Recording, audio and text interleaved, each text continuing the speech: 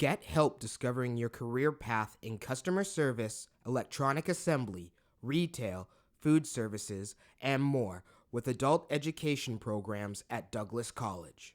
Our instructors work directly with you so you get the attention you need to succeed. Through work placements and one-on-one training, you'll graduate with the knowledge and skills needed for today's workplace. Learn more at douglascollege.ca/vest. That's douglascollege.ca/VEST.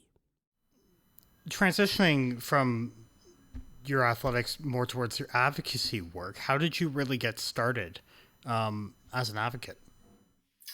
Well, yeah, I mean, I probably don't really consider myself a great advocate either, but, I don't know, like, I guess maybe because, I'm pretty opinionated and I speak up and, for the most part, I mean, sometimes I let things go. So, and I love to bring people together for ideas and sharing of ideas. And that's how, I think ideas get started is by having like a thought exchange with people that are experiencing the same thing. So, I don't know if I've like contributed to any like major changes, but I've always been very open about my disability and I allow myself to be vulnerable and honest about it. And so I think it really, really helps in the advocacy field. And I don't want to advocate negatively, like I'm a positive, happy person. So I think that also really helps as well. And it just started with really, recognizing some things and saying, I think there needs to be some changes here. And, I'm a solutions person, right? Let me help you find the solution, right? Like, let's, bring who we need to bring to the table to figure this out together. Like, I don't want someone to try to figure it out on their own. I want to be part of that solution. So right. I think that really helps. Okay. You're currently with SCI BC, Spinal Cord Injury BC. Who are you? Who is SCI BC? So, I mean, SCI BC has their main focus is information services and peer support. So they're a community organization that has many locations across BC throughout the province and even more peers. So we have people with all sorts of different disabilities of all kinds that are doing amazing, amazing things. And the idea is to be able to connect them together, right? To share their experiences. But also, we have an amazing resource library of tools, basically, and connections. So we have a info line that's like a 1-800 line. So if anyone has like questions about anything, I need accommodation in so-and-so or in this place, or I'm looking for an accessible dentist office and this is where I live. All these questions have been asked. So we have this huge database of information on our website, but also this info line where they can direct you to the right place. So those are sort of our key areas. And we're called Spinal Cord Injury BC. We do have work with other disabilities as well, mostly spinal cord. So most of the resources that we do provide, like, we connect people to maybe some interesting research that might be happening in the spinal cord world, or we'll do a workshop. So some of those may be spinal cord injury specific, but there usually is quite a lot of crossover with other disabilities as well. And we have like members with, MS, CP, amputation, all across the board. We have welcome family members, obviously in the ideal non-COVID world, we have a lot of events, in-person events that we put on. And specifically my area of focus is on the virtual world because not everybody can get out. And that's what we found when we were doing some calling a number of years ago was around to our members was there are some people that, have a pressure sore and they could be in bed for 2 years. And, wow, like this is a whole group of people that we're not even reaching by asking people to come to events. So, 6 years ago, we started the virtual peer program. And yeah, and it's obviously we transitioned very fast when COVID happened because we already had the program in place. And now, we'll continue that now, even that our in-person events are starting to happen again. But there's definitely a real need for online activities that are happening, workouts, workshops. We just did a writer's workshop, looking to do a painting one or a photography one, and just peer support groups, all sorts of different things that anyone, doesn't matter where you live, doesn't matter what situation you're in, you can always come, right? So there's no barrier. Absolutely. And what's your position? So my position is a virtual peer coordinator. So basically I kind of coordinate all of the virtual events, so to speak. Yeah. Okay. So more like organizing the events, getting everything together, and then when it's actually in play, you're sort of facilitating it. Sometimes I facilitate. We have an amazing group of peer leaders that run a lot of the groups now, which was great. Way back in the day, I was the only one who was kind of running everything. But yeah, like someone can give me an idea, and my job is to make it happen, right? Or to come up with other ideas, right? But just give me an idea, and I usually try to reach out to our community and say, hey, is anyone a photographer and wants to run a photography class? We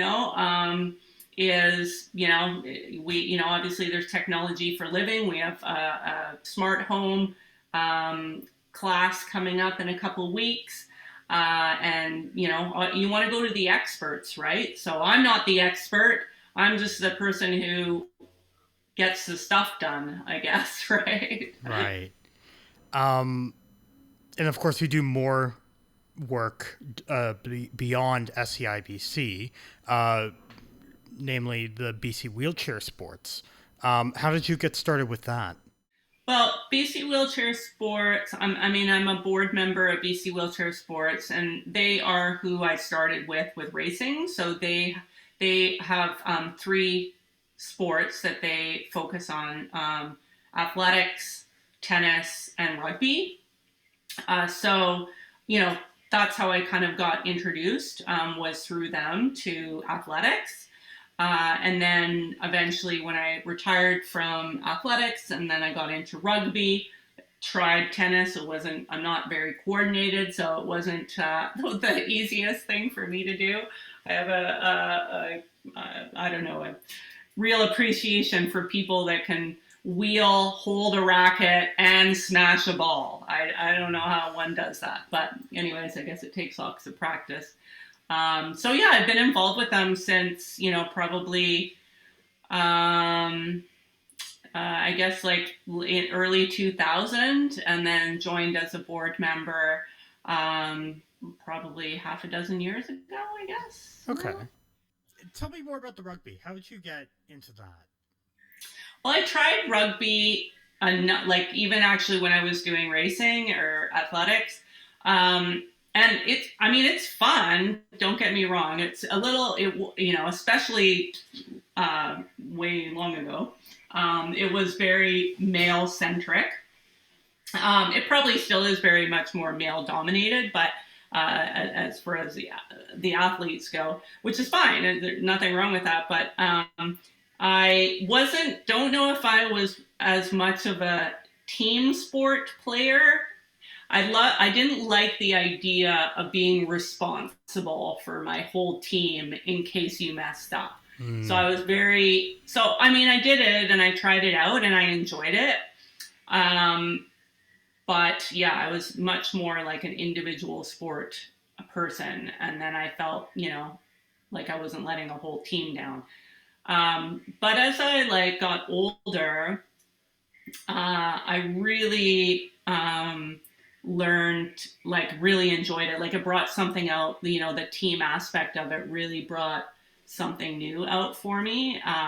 And now actually I can't imagine doing an individual sport, which is really funny, right? So, and you know, it's pretty cool smashing into people. I mean, literally, I think I've had 200-pound guys smash into me, and it's kind of terrifying a little bit, but it's Yeah. also very cleansing for the soul. So, yeah, I don't know. And it's, you know, I'm obviously a very competitive person, which I never thought I was either. But I have to probably be a little bit.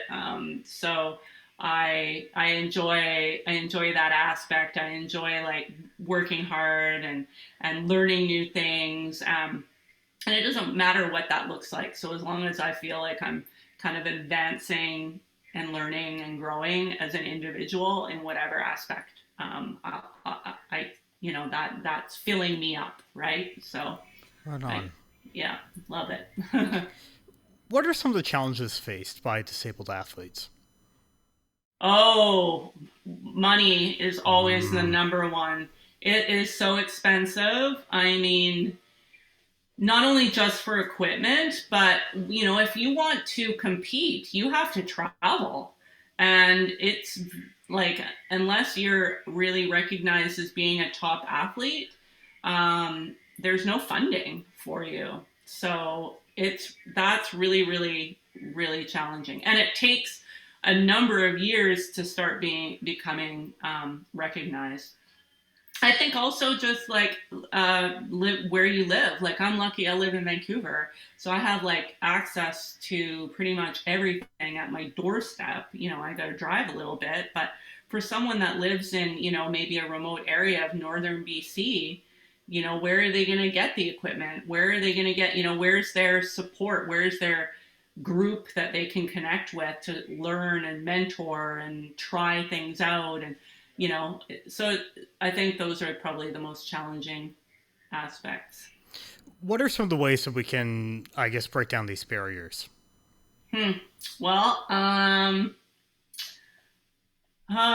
obviously it's all about awareness, but it's really just, I mean, we always say that, but I think it's really the non-disabled community, like really truly recognizing that it doesn't matter if you're a disabled athlete or an able-bodied athlete, it's all the same work and process that's involved, right? It's the same effort, it's the same. So to me, you know, I think able-bodied athletes have more sponsorship opportunities. I mean, here in Canada, as far as like the Paralympics and the or the Canadian Paralympic Committee, and then the able-bodied counterpart, I think they're actually paid pretty much the same, but it's the the sponsorships that are make a big difference. And that's really just the community like finally coming to recognize that, you know, people with disabilities are the same, right? We just do things differently. Right. Um, what has motivated you to be so actively involved in your advocacy work?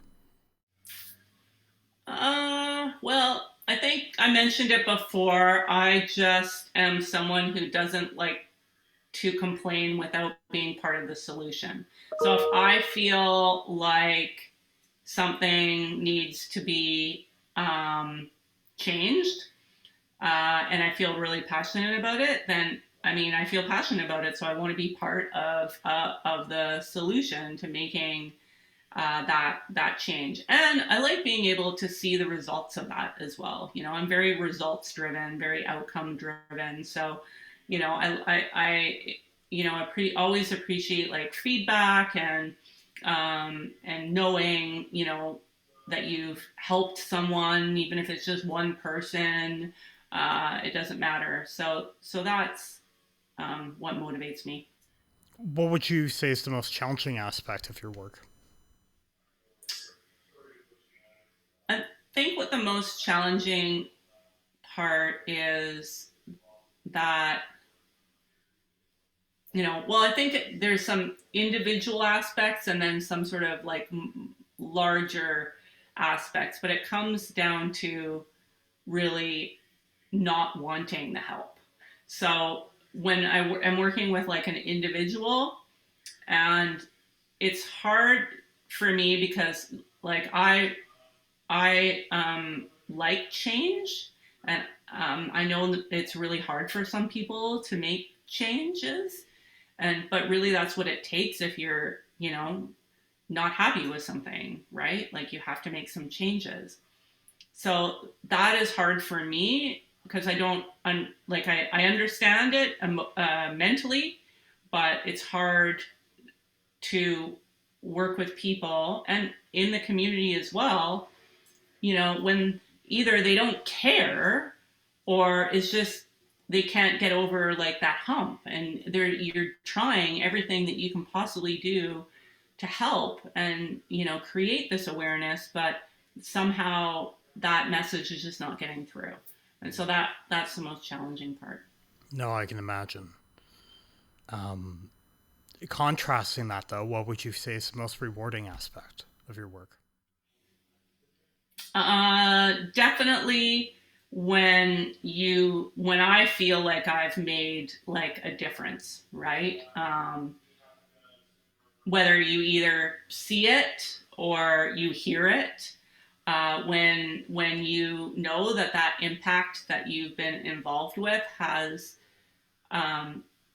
impact on others, and it's not just selfish. I mean, usually that's mostly why I get involved in stuff, because it's just selfish reasons more than anything, right? Because if it's not working for me, it's probably not working for anybody else. Yeah, so I think, but when you start hearing from other people, that, oh yeah, wow, I really appreciate this, or this is really, this advice, or this listening to your story or whatever has really helped me and made me think differently, then I think that's probably the most rewarding. As a disabled individual and someone who works deeply with the disabled community, what have you really learned about the disabled community as a whole?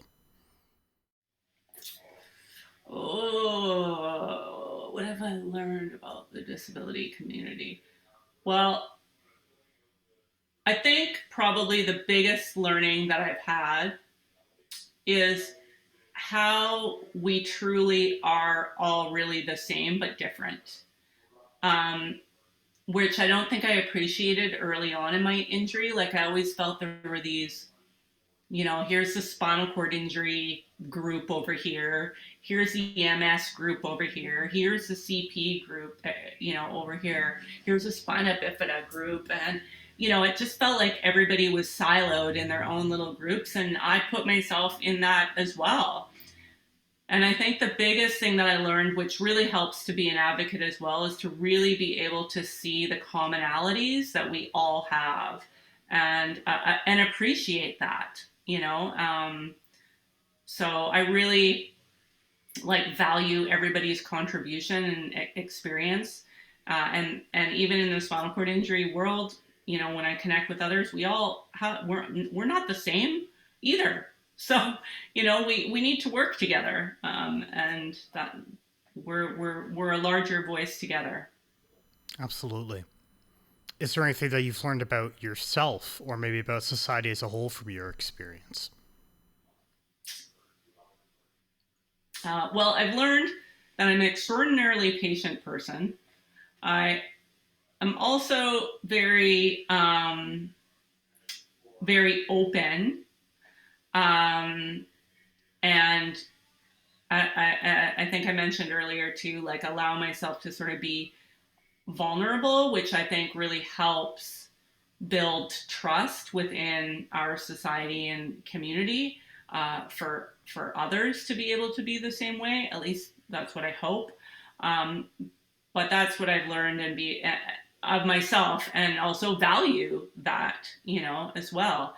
And the other thing is that I've valued my expertise as a person with lived experience, and really would advocate for others because I don't know for how many years we have done things for free and volunteer our time where everybody else at the table is getting paid. And that is like the most wrong thing. But you just want to get yourself heard. And sometimes that's really great. But there comes to be a point in time when you have to value the work and the expertise that you're bringing to the table. And that's what I've also learned is I used to kind of, be surrounded by executives, right? And I'm the only non-executive person with a, wheelchair that's at the table, and the only volunteer, and everybody else is getting paid. Well, that is just so wrong. And usually I'm the person who has the most to say, right? Because they're all talking about us. Right. Oh, so fair frustrating. enough. Anyways. Yeah. I guess that transitions well into this next question. What was your advice to someone who's looking to get involved in working with the disabled community? I think probably my advice, getting back to be really confident in what you know, right?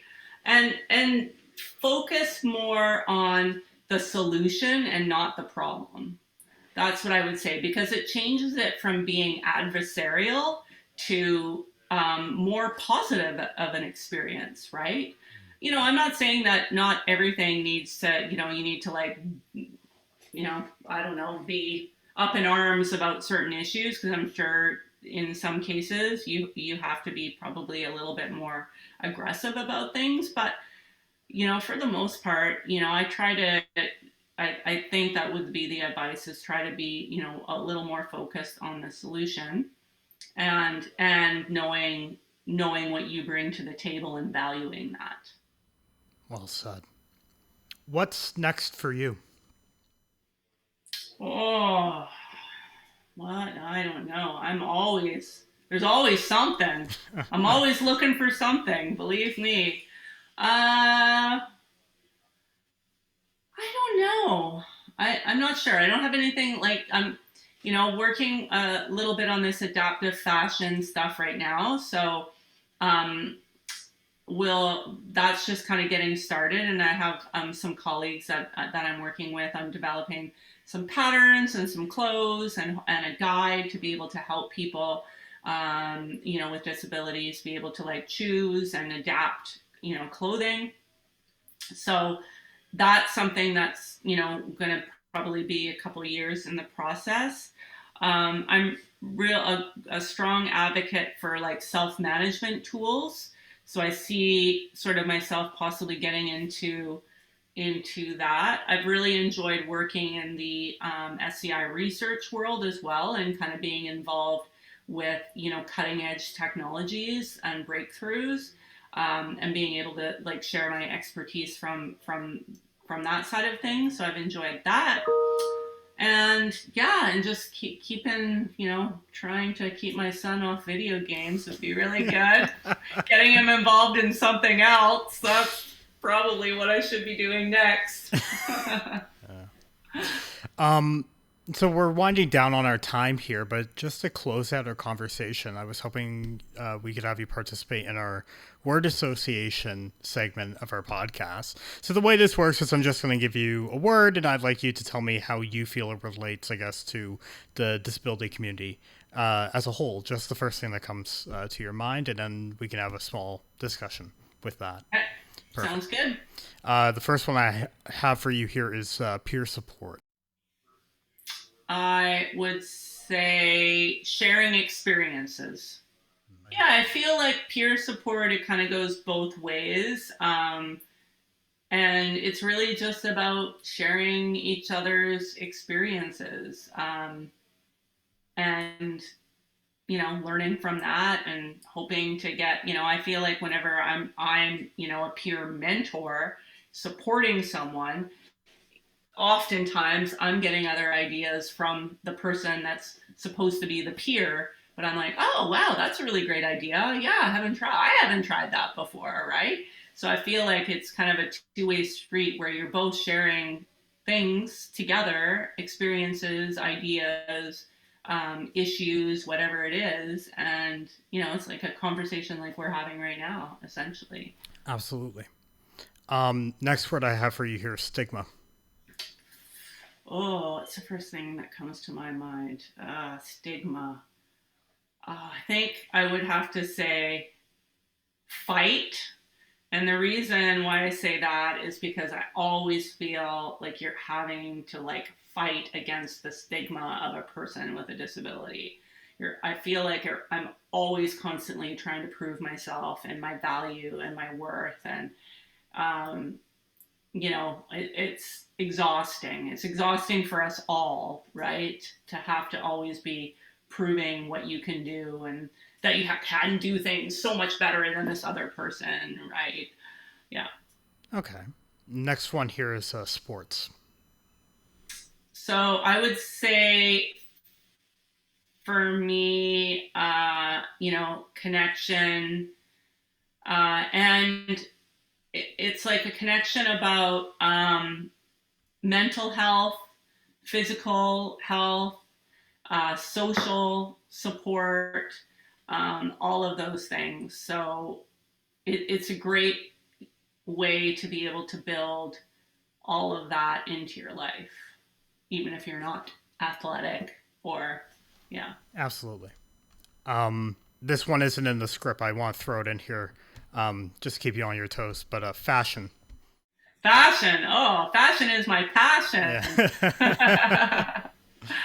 Ever since, because I've always loved clothes.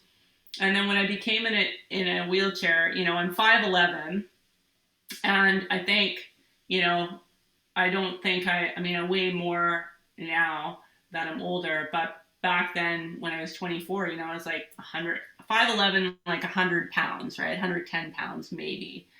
And it's impossible to find clothes. Like I couldn't find, and on top of that, I have certain, I have to go to the bathroom. And if I wear pants, like how do you pull them down and pull them back up again when you're sitting? And there was just so many issues looking into adaptive clothing. And it seemed like they were just made of not very nice fabrics that I wanted to be in. And they were most of the time really ugly. Either that or they're so expensive, it's completely not affordable. So, or affordable for a very small market of people. Yeah. So anyways, it's, I feel very passionate about it. I don't like, in my opinion, it's not a business model or a very good business model, but something that I'd really like to be able to help people with. No, and I'm really curious to see more of that, and especially the work that you will come up with in the future. Yeah, I'll let you know. Absolutely. We'll send out our survey when it comes out. You can distribute it. Please do. Last word I have for you here is adversity. Adversity. So I would say like overcome, and similar to stigma, I do always feel like you're trying to overcome adversity. Similarly to stigma as well, but adversity I feel like is something that can be easily overcome, right? It just takes a little bit of work, and it's not so difficult usually, but yeah. Anyways, all right. I don't know if I have anything else to say on that. Well, Teri, thank you so much for coming on today. Our conversation was really insightful. I hope so, Sean, and it was great to meet you and chat with you, and thanks so much for the opportunity. Thank you. And to all our viewers out there, you guys have yourselves a good night tonight. Are you a person with a disability in BC looking for career opportunities? Whether your disability is visible or not, BC Partners in Workforce Innovation can help. We streamline the process to connect you to the right opportunity with inclusive employers we recruit for, and our referral process helps take away the fear, discomfort, and stigma of disclosure. We collaborate with you, your employer, and other supports to identify ways to remove barriers to set you up for employment success. Visit findmycareer.bcpartnerswin.org and begin to explore your career options.